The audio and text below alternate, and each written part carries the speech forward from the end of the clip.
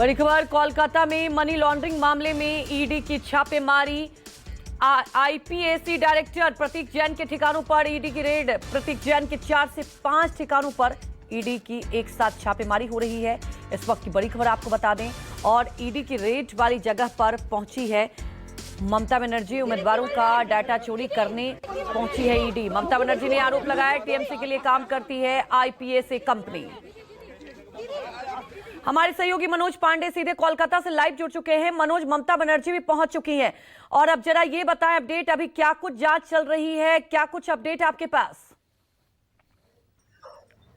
दी देखिए, ये IUPAC company है जिसके मालिक प्रतीक जैन है, और आईपैक की पूरी जो सोशल मीडिया आपको बता दें कि जो टीएमसी पार्टी क्या होता है आईपैक के ही थ्रू किया जाता है। यानी देखिए, जब प्रशांत किशोर आए थे उसके बाद से ही आईपैक की जिम्मेदारी थी, और प्रशांत किशोर जब कोलकाता से वापस चले गए बिहार तो उन्होंने अपनी पार्टी बना ली। उसके बाद प्रतीक जैन की पूरी जिम्मेदारी गया है, और अभिषेक बनर्जी का जो आईपैक का सारा जो ऑफिशियल काम है, जो सोशल मीडिया है और प्रचार प्रसार है, उसकी जो रणनीति है यानी चुनाव के 26 की, पूरा आईपैक के ही जिम्मेदारी के वजह दिया हुआ है।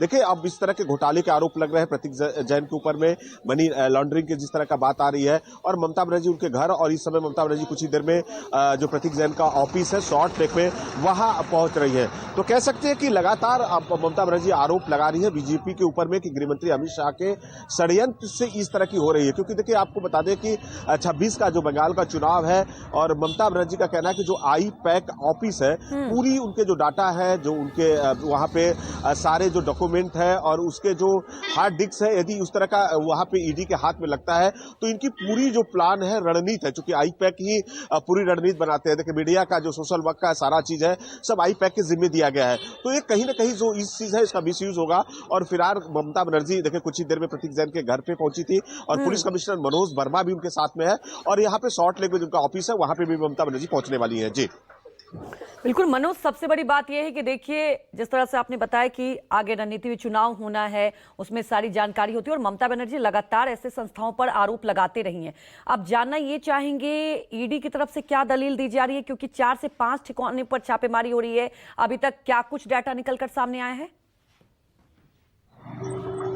जी, ईडी के देखिए अधिकारी आए हैं, और जिस तरह से उनका कहना है, अभी ईडी के अधिकारी देखिए पूरे जो जगहों को यहाँ पे बंद कर दिया गया है। बाहर से जो सीआईएसएफ के जवान है किसी को अंदर जाने नहीं दे रहे हैं। सारी उनकी जो कार्रवाई चल रही है। देखिए, अभी पोस्ता में भी जो प्रतीक जैन के करीबी है, व्यापारी है, कोयले के घोटाले के आरोप पे उनके घर पे भी वहां पे छापेमारी चल रही है।